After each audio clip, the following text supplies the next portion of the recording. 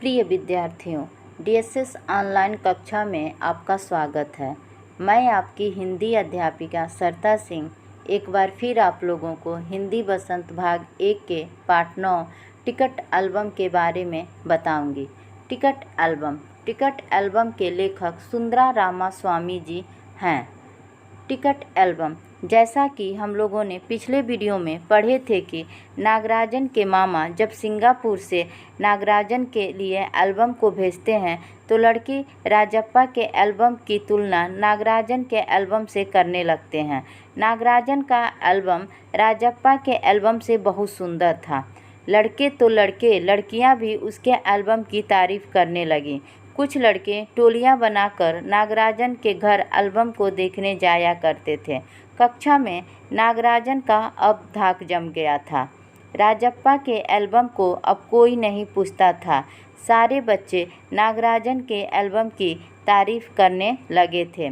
नागराजन के एल्बम के पहले पृष्ठ पर उसके मामा ने मोती जैसे अक्षरों में लिखा था A.M. नागराजन। यह एल्बम को चुराने वाला बेशरम है। ऊपर लिखे नाम को कभी देखा है? यह एल्बम मेरा है। जब तक घास हरी है, कमल लाल, सूर्य जब तक पूर्व से उगे और पश्चिम में छिपे, उस अनंत काल तक के लिए यह एल्बम मेरा है और मेरा ही रहेगा। जब इस वाक्य को लड़के और लड़कियों ने पढ़ा तो उसे तुरंत अपने कॉपी और डायरी में लिख लिया। आज हम इसके आगे की कहानी को पढ़ेंगे और उसकी व्याख्या करेंगे। तुम लोग यह नकल क्यों करते हो, नकलची कहीं के। राजप्पा ने लड़कों को घुड़की दी। सब चुप रहे, पर कृष्णन से नहीं रहा गया। जा जा, जलता है, ईर्ष्यालु कहीं का। मैं काहे को जलूं, जले तेरा खानदान। मेरा एल्बम उसके एल्बम से कहीं बड़ा है। राजप्पा ने शान बघारी। घुड़की दी अर्थात धमकाना, शान बघारना, हाँकना। जब नागराजन के मुख्य पृष्ठ पर लिखे हुए वाक्य को लड़के और लड़कियां अपनी कॉपी और डायरी में लिख लिए, तब नागराजन ने लड़कों को धमकाया और कहा कि तुम लोग नकल क्यों करते हो, तुम लोग क्या हो, नकलची हो। सब लड़के चुप रहे हैं, लेकिन उसमें जो कृष्णन था उससे नहीं रहा गया। वो कहा कि तुम नागराजन के एल्बम को देखकर जलते हो, तुम उससे ईर्ष्या करते हो।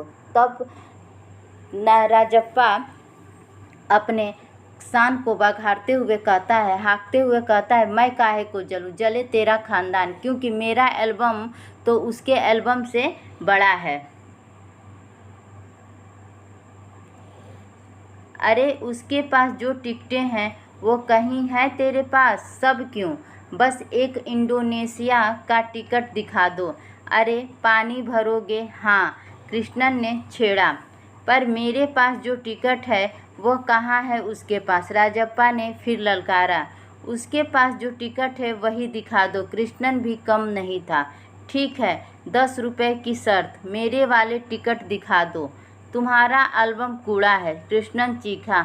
हाँ हाँ, कूड़ा। लड़के जैसे कोरस गाने लगे। कोरस गाने अर्थात एक साथ गाना। पानी भरना अर्थात शर्मिंदा होना, कमतर नज़र। जब राजप्पा ने अपने शान को बघारते हुए कहा कि मेरा एल्बम उसके एल्बम से बड़ा है, मैं काहे को जलूं, जले तेरा खानदान, तो कृष्णन ने फिर उसको छेड़ा और छेड़ते हुए कहा कि उसके पास जो टिकट हैं क्या तुम्हारे पास है? सब क्यों, तुम बस एक इंडोनेशिया का टिकट दिखा दो, क्योंकि तुम नहीं दिखा पाओगे, तुम शर्मिंदा हो जाओगे, तुम्हारी नज़रें नीची हो जाएंगी। तब राजप्पा फिर उसको ललकारता है, कहता है कि पर मेरे पास जो टिकट है वो कहाँ है उसके पास? कहता है कि ठीक है, मैं इंडोनेशिया का तो टिकट नहीं दिखा पाऊँगा, लेकिन जो मेरे पास टिकट है वो टिकट कहाँ है उसके पास? तो कृष्णन भी कम नहीं था, कहता है उसके पास जो टिकट है वही दिखा दो।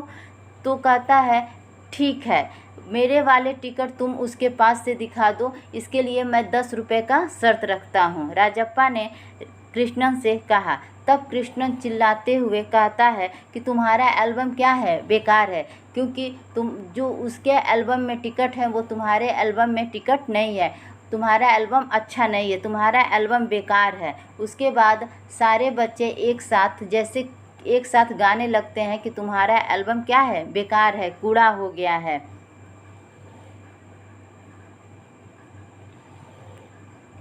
राजप्पा को लगा अपने एल्बम के बारे में बातें करना फालतू है।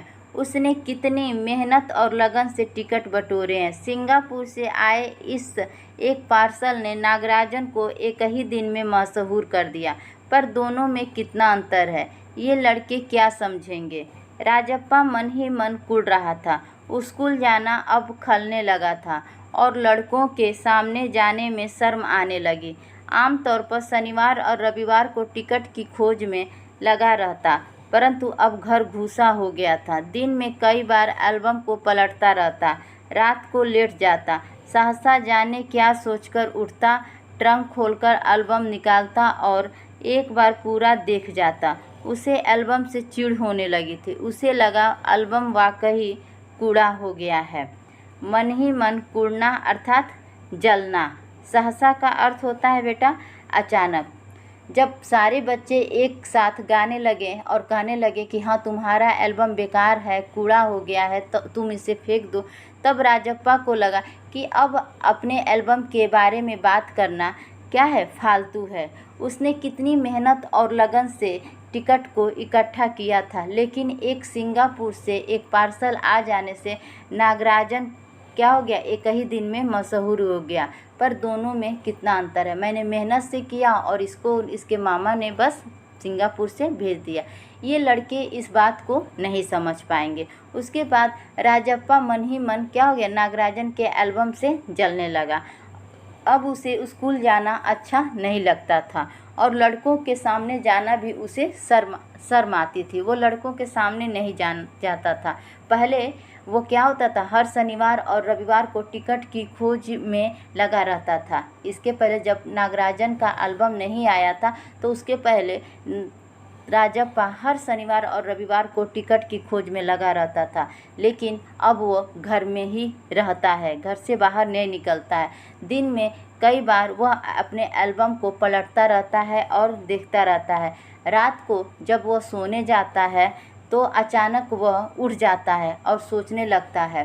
फिर जाके जहाँ अपना एल्बम मतलब ट्रंक में एक बक्से में रखा रहता है तो वहाँ से अपने एल्बम को निकालता है और फिर उसे एक बार देखता है और फिर उस एल्बम को देखकर चिढ़ जाता है, मतलब उस पर नाराज़ होने लगता है। उसको अंदर से चिड़चिड़ापन हो जाता है। उसे लगता है कि वाकई अब मेरा एल्बम क्या हो गया है, कूड़ा हो गया है, बेकार हो गया है। उस दिन शाम उसने जैसे तय कर लिया था वह नागराजन के घर गया। अब कोई कितना अपमान सहे। नागराजन के हाथ अचानक एक एल्बम लगा है, बस यही ना। वह क्या जाने टिकट कैसे जमा किया जाता है, एक एक टिकट की क्या कीमत होती है, वह भला क्या समझे। सोचता होगा टिकट जितना बड़ा होगा वह उतना ही कीमती होगा, या फिर सोचता होगा बड़े देश का टिकट कीमती होता होगा। वह भला क्या समझे। उसके पास जितने भी फालतू टिकट हैं उन्हें टरका कर उससे अच्छे टिकट झाड़ लेगा। कितनी को तो उसने यूं ही उल्लू बनाया है। कितनी चालबाजी करनी पड़ती है। नागराजन भला किस खेत की मूली है। जैसे जब उसने सोचा कि मेरा एल्बम वाकई क्या है, अब बेकार हो गया है, तो एक दिन मतलब अगले दिन वह शाम को सोच लिया था कि मैं आज नागराजन के घर जाऊंगा। अब मैं कितना अपमान सहूँ, अब मैं अपने अपमान को नहीं सह सकता हूँ। सिर्फ नागराजन के हाथ एक एल्बम लग गया है, बस यही ना। वह जाने कि टिकट कैसे जमा किया जाता है। उसे क्या पता है कि टिकट कैसे जमा किया जाता है। मैंने एक एक टिकट कैसे लिया हुआ है और एक एक टिकट की क्या कीमत है, वो भला नहीं समझ सकता है। वह सोचता होगा टिकट जितना बड़ा होगा तो उसकी कीमत उतना ही होगा। वो क्या सोचता होगा कि बड़े देश का टिकट कीमती होगा, वो भला क्या समझे। वो भला क्या समझे कि एक टिकट की कीमत क्या होगी और इस टिकट को कैसे इकट्ठा किया जाता है। उसने सोचा उसके पास जितने भी फालतू टिकट हैं उसे वो टरका कर उससे अच्छे टिकट झाड़ लेगा। सोचा कि मैं नागराजन के घर जाऊंगा और जितने भी मेरे पास फालतू टिकट हैं, बेकार टिकट है, वो उसको देकर और उसके अच्छे टिकट को ले लूँगा। कितनों को तो मैंने ऐसे ही उल्लू बनाया है। कह रहा है कि मैंने कितनों से तो ऐसे ही चालबाजी से अपने उनको उल्लू बना के उनके अच्छे टिकट को मैंने ले लिया है। तो नागराजन भला किस खेत की मूली है। कहता है कि नागराजन तो क्या है, शक्तिहीन है, महत्वहीन है, उसे क्या पता कि टिकट कैसे ले लिया जाता। तो मैं उसे आसानी से क्या करूँगा, अपने जाल में फंसा लूँगा, उसे उल्लू बना दूँगा और उसके सारे टिकट को, अच्छे टिकट को ले लूँगा।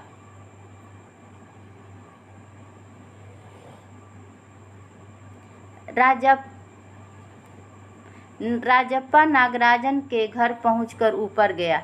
चूँकि वह अक्सर आया जाया करता था, सो किसी ने नहीं टोका। ऊपर पहुंचकर वह नागराजन की मेज के पास पड़ी कुर्सी पर बैठ गया। कुछ देर बाद नागराजन की बहन कामाक्षी ऊपर आई।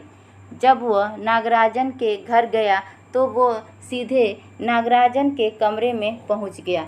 क्योंकि वह हमेशा नागराजन के पास आया जाया करता था, तो इसलिए जब वह उसके कमरे में गया तो कोई उसे रोका नहीं और जाके एक मेज के पास कुर्सी पड़ी थी, वो वहीं बैठ गया। तभी कुछ ही देर के बाद नागराजन की बहन कामाक्षी उसके कमरे में अर्थात नागराजन के कमरे में आती है।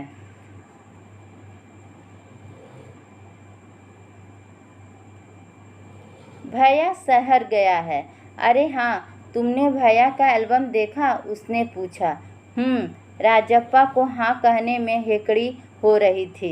हेकड़ी मतलब शर्मिंदा। बहुत सुंदर एल्बम है ना? सुना है स्कूल भर में किसी के पास भी इतना बड़ा एल्बम नहीं है। तुमसे किसने कहा? भैया ने। वह कुड़ गया। बड़े से क्या मतलब हुआ? आकार में बड़ा हुआ तो एल्बम बड़ा हो गया। उसकी चिड़चिड़ाहट साफ थी। तो जब कामाक्षी ने राजप्पा को नागराजन के कमरे में देखा तो कहा, भैया तो शहर गया है। उसके बाद वो कहती है, तुमने भैया को एल्बम देखा? तो राजप्पा को जैसे हाँ कहने में शर्मिंदा महसूस हो रहा था, तो उसने सिर्फ कहा तो उसके बाद कामाक्षी कहती है कि उसका एल्बम बहुत ही सुंदर है। सुना है स्कूल भर में किसी के पास भी इतना बड़ा एल्बम नहीं है। तब राजप्पा कहता है, तुमसे यह किसने कहा? तो उसके बाद वो कहती है, भैया ने। तब राजप्पा और जल जाता है और राजप्पा नागराजन से जल जाता है। तो उसके बाद वो कहता है, बड़े से क्या मतलब हुआ? कहता है कामाक्षी से कि बड़े से क्या मतलब हुआ? आकार बड़ा हुआ तो एल्बम भी बड़ा हुआ। उसकी चिड़चिड़ाहट क्या थी? साफ नज़र आ रही थी। आज हम टिकट एल्बम की कहानी को इतना ही पढ़ेंगे। इसके आगे की व्याख्या हम अगले वीडियो में करेंगे। धन्यवाद।